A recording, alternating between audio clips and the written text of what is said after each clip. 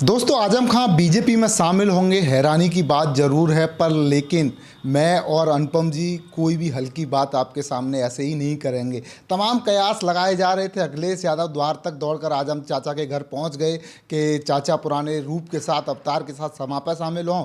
और वहीं मायावती भी तैयारी कर रही थी कि चाचा आजम बीएसपी में भी शामिल हो सकते हैं। लेकिन हमारे पास एक ऐसा सबूत हाथ लगा है कि आप कहीं ना कहीं समझेंगे कि इस समय जो आजम के दिमाग में चल रहा है उससे एक नया रास्ता भी नज़र आ रहा है। मेरे साथ मेरे सहयोगी अनुपम प्रसून जी हैं। अनुपम प्रसून जी, पहले तो दर्शकों को सुना दें या फिर बाद में सुनाएं, क्या चल रहा है आजम के दिमाग में? पहले मैं दो तीन चीज़ें बता देता हूँ। आप पहले जिस वीडियो का हम जिक्र करना चाहते हैं, हम चाहते हैं कि इस वीडियो को हमारे दर्शक पहले देखें, सुने, समझें। एक एक पॉइंट समझना ज़रूरी है। और सबसे दिलचस्प बात यह है कि आज़म खान जब 23 महीने बाद जेल से रिहा हुए, सीतापुर जेल से वो वापस आए, उसके बाद उन्होंने ये बयान दिया। और बयान कौन से सवाल पर दिया? सवाल उनसे एक पत्रकार ने ये पूछा कि आज़म खान साहब, सरकार यानी योगी आदित्यनाथ खुलेआम कहते हैं मिट्टी में मिला देंगे, डेंटिंग पेंटिंग कर देंगे, आप इस पर क्या कहना चाहते हैं? उन्होंने कहा, राजा कभी गलत नहीं होता है। योगी आदित्यनाथ सरकार के बारे में वो इस तरह की बात कर रहे थे। उन्होंने कहा कि योगी आदित्यनाथ भी कुछ गलत नहीं कर रहे हैं। सुनिए आप ये बात। और जो मुख्यमंत्री कह रहे हैं डेंटिंग पेंटिंग, जहन्नुम का टिकट, ने प्रदेश चलाना है, मुख्यमंत्री हैं। राजा का फैसला कभी गलत हो सकता है? उनके सारे फैसले सही। संदीप, ये बयान हम अपने दर्शकों को इसलिए सुना रहे थे कि कल को कोई किसी के मन में कोई भ्रम ना रहे। अब आते हैं मेन पॉइंट पर। मैं जो डॉट्स कनेक्ट करना चाहता हूँ, मैं चाहता हूँ कि हमारे दर्शक भी हमारी उस भावना को समझते चलें। पहली चीज़, आज़म खान का 23 महीने बाद जेल से रिहा होना, ऐसे वक्त में रिहा होना जब अब से ठीक करीब साल भर आप पकड़ सकते हैं, साल भर बचे हैं उत्तर प्रदेश में चुनावी माहौल सेट होने में। ऐसे वक्त में रिहा होना, जब ये समझिए कि 6 महीने बाद उत्तर प्रदेश में पंचायत के इलेक्शंस हैं, ऐसे वक्त में रिहा होना और रिहाई के साथ साथ, अब देखिए ये सिर्फ संयोग नहीं था। आज़म खान रिहा होने की सुगबुगाहट शुरू हुई तो उनकी पत्नी पहुंच गई कहाँ? बीएसपी के पास, मायावती के पास। और मायावती से वो मिलती हैं। मिलने के बाद कई घंटे तक बातचीत होती है। फिर मीडिया में एक खबर आती है कि आज़म खान साहब जेल से निकलने के बाद कहाँ जाएंगे? तो बीएसपी जाएंगे, पाला बदल लेंगे। हाँ। और आज़म खान के साथ कुछ और मुस्लिम नेताओं की रिहाई हो जाती है जो समाजवादी पार्टी से जिनका कनेक्शन है। अब ये देखिए, उसमें कई सारे पत्रकारों का इंटरव्यू भी है पहले से। अगर आप देखेंगे तो आपको बहुत सारी चीज़ें और समझ में आ जाएंगी। लेकिन ये सब कुछ इतना आसान नहीं था कि इतने सारे मुस्लिम नेताओं को, करीब 7 मुस्लिम नेताओं को, अगर आप देखेंगे तो 2 महीने में ज़मानत मिली है लगातार। हाँ, और ज़मानत मिली है। और ऐसा कहा जा रहा है कि उनके लिए सरकार थोड़ा सा नर्म हो गई है। तो आज़म खान के लिए भी सरकार थोड़ा नर्म हो गई। और जब हम ये कहते हैं कि सरकार थोड़ा नर्म हो गई है, तब उसमें इसका एक और एग्जाम्पल हम बताते हैं। आज़म खान को अभी सुरक्षा आज़म खान की बढ़ा दी गई दोबारा वापस। हाँ, उनकी सुरक्षा वापस कर दी गई। आज़म खान की सुरक्षा वापस करने का क्या मतलब है? आप समझ रहे हैं? एक बहुत दूर तक मैसेज गया है इसका, बहुत दूर तक मैसेज गया है। ये मैसेज गया है, आज़म खान अभी जब से निकले हैं वो समाजवादी पार्टी, उनका सारा आपने देखा, रामपुर के सांसद, उन्होंने कहा कि सबसे मिलूंगा, सांसद से नहीं मिलूंगा। इसी तरह आज़म खान खुद समाजवादी पार्टी के कई नेताओं से मिलना नहीं चाहते हैं।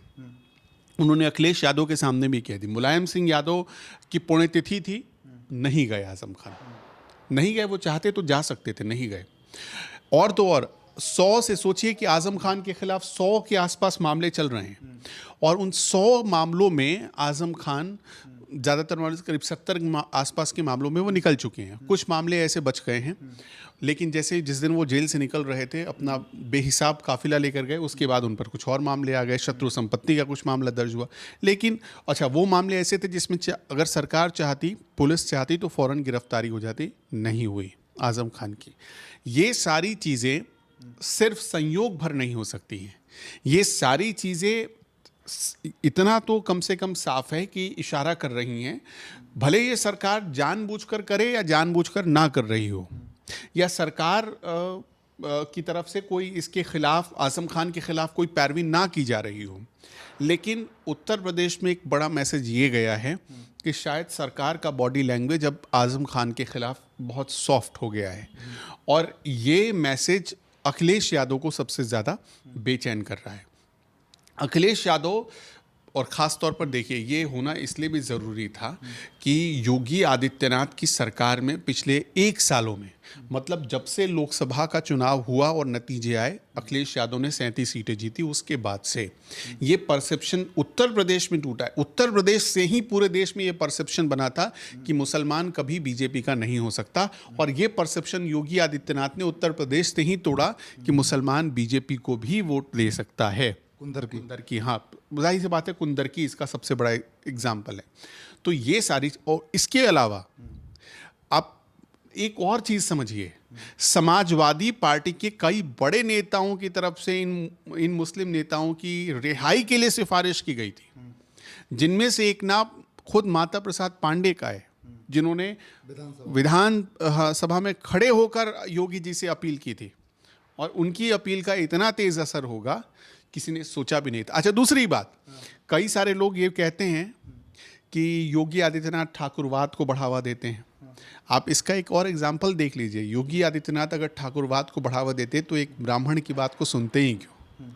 माता प्रसाद पांडे कौन है? यानी अनुपम जी, माता प्रसाद पांडे जो विधानसभा में बयान देते हैं और जो 2 नेताओं के नाम लेते हैं, वो दोनों नेता छूट आते हैं। क्या योगी ने 100% बात मानी? और उनके बयान देने के सिर्फ 1.5 से 2 महीने के भीतर ही छूट आते हैं, और छूट ही नहीं आते, उनकी सुरक्षा भी वापस हो जाती है। एक की सुरक्षा तो वापस हो ही गई, आजम खान की। आजम खान देखिए शुरू से कहते आ रहे हैं, वो पहले कहते थे हमें सरकार से खतरा है, अब आजम खान कह रहे हैं कि हमें अपने लोगों से खतरा है। रामपुर में जो उनका प्रभुत्व था, उससे समाजवादी पार्टी के भीतर भी बहुत ज़्यादा बेचैनी थी। समाजवादी पार्टी के भी कई नेता चाहते थे कि आजम किसी तरह जाएं और एक बला टले, उनको मौका मिले। आजम खान का जब से बुरा दौर, ख़ास तौर पर 2020 के बाद से जो शुरू हुआ, आजम खान उस दौर को कभी भूलेंगे नहीं। उनकी ज़िंदगी का सबसे ये बुरा दौर रहा। तो आजम खान उन सारी चीज़ों को याद रखते हुए, आपने देखा खुद समाजवादी पार्टी के, मैंने पहले भी कहा कि समाजवादी पार्टी के नेताओं से नहीं मिलना चाहते, सांसद से नहीं मिलना चाहते, और तो और अपने पार्टी के महासचिव से नहीं मिलना चाहते, रामगोपाल यादव। हाँ, तो इससे क्या आपको मैसेज जाता है? इससे मैसेज यही जाता है कि आजम खान को कोई ना कोई बात तो टीस कर गई। अब चाहे समाजवादी पार्टी या अखिलेश यादव कितनी भी तस्वीरें चिपका लें अपने सोशल मीडिया पर कि अब्दुल्ला आजम सामने बैठे हैं, झुककर बात सुन रहे हैं, ठीक है, सेवा सत्कार हो रहा है। देखिए, भारत में एक परंपरा रही है, वो चाहे किसी भी धर्म के लोग हों, हम मानते हैं यही कि हमेशा हमारे घर पर आया हुआ अतिथि हमारे भगवान की तरह होता है। तो ये समझ लीजिए कि अखिलेश यादव चाहे कितने भी, आजम खान अखिलेश यादव को इस वक्त पसंद करे या ना करे, लेकिन अगर कोई घर पर जाएगा तो उनका स्वागत करेंगे। अखिलेश यादव का दिल बड़ा तब हम मानते जब सीतापुर जेल से निकलते वक्त खुद वो स्वागत करने जाते। बुरे वक्त में अखिलेश यादव ने पल्ला झाड़ लिया। आजम खान के आरोप उनके घर तक, उनके ऊपर आंच ना आए, उसका अखिलेश यादव ने उस वक्त पल्ला झाड़ लिया, और इस चीज़ की टीस आजम खान के मन के भीतर है। दूसरी बात कि जो बात माता प्रसाद पांडे कह सकते थे, क्या अखिलेश यादव खड़े होकर वो बात नहीं कह सकते थे? क्या अखिलेश यादव योगी आदित्यनाथ से ही बात नहीं कह सकते थे? अखिलेश यादव कहते तो उसका गहरा इम्पैक्ट होता, लेकिन ये बात कहा किसने? माता प्रसाद पांडे ने। यानी ये आजम खान को जो बातें थी ये लगातार चुभती रहीं। तो अनुपम जी, मान लिया जाए कि जो आजम खान का मामला 2 दिन पहले, जैसे कि मुलायम सिंह की पुण्यतिथि में नहीं गए, अखिलेश आए, मना के गए, मीडिया को बताया कि चाचा और हमारे बीच सब कुछ ठीक हो गया है, लेकिन आपने संदीप ध्यान नहीं दिया। आजम खान के घर की उस दिन की सारी तस्वीरें निकाली है, बहुत लिमिटेड चेयर्स लगाए गए। समाजवादी, आजम खान पहले से प्रिपेयर थे इस बात के लिए कि दूसरा कोई भी लीडर आएगा उसको चेयर तक नहीं देना है, कुर्सी तक नहीं देना है, उसको पानी पूछेंगे, चाय पिलाएंगे, बिठाएंगे नहीं। इस हद तक आजम खान के घर पर तैयारी थी। गनीमत ये रहा कि अखिलेश के साथ कोई दूसरा बड़ा लीडर उस दिन पहुंचा नहीं, वरना उस दिन आजम खान बता देते और उस दिन जो भारी फजीहत होती उस नेता की, वो फिर ज़िंदगी भर नहीं समेट पाता। आजम खान आपको भी पता है कि मतलब जो ठान लेते हैं वो तो करते ही हैं, चाहे देर सवेर हो वो तो करते हैं। और अब तक उनकी राजनीति का जो उनका पूरा राजनीतिक करियर रहा है उसमें इसके कई एग्जाम्पल मौजूद हैं। तो उस दिन भी इस तरह की तैयार, आप सारी तस्वीरें उठाकर देख लीजिए, उस आसपास किसी को बैठने नहीं दिया गया, और कोई आता अगर बैठने तब भी बैठने नहीं दिया जाता।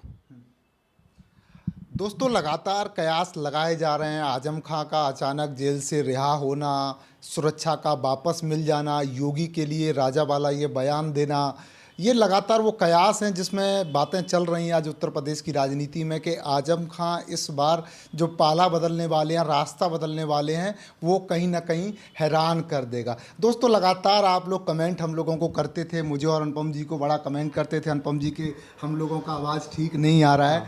तो आप दर्शकों की वजह से ये देखिए, आज सनाइजर का माइक हम लोग लिए हैं। अनुपम जी, अब आवाज़ कैसा आ रहा है? अभी तो दर्शक ही बताएंगे। दर्शकों, आप बताइए अब आवाज़ कैसी आ रही है आपको? एकदम स्पष्ट आवाज़ है आवाज़, और आपका साथ रहा तो और भी इस सेटअप को पूरा हम बड़ा करेंगे। तो आप इसी तरह हमारा साथ देते रहिए, और मैं तो यही कहूँगा कि हम शुक्रगुजार हैं कि आपने इतना हमें प्यार दिया और बहुत कम वक्त में हमें इतना सारा स्नेह मिल रहा है आपका। इसके लिए हम बहुत बहुत आपका शुक्रिया अदा करना चाहते हैं। आभार हैं आपके। धन्यवाद।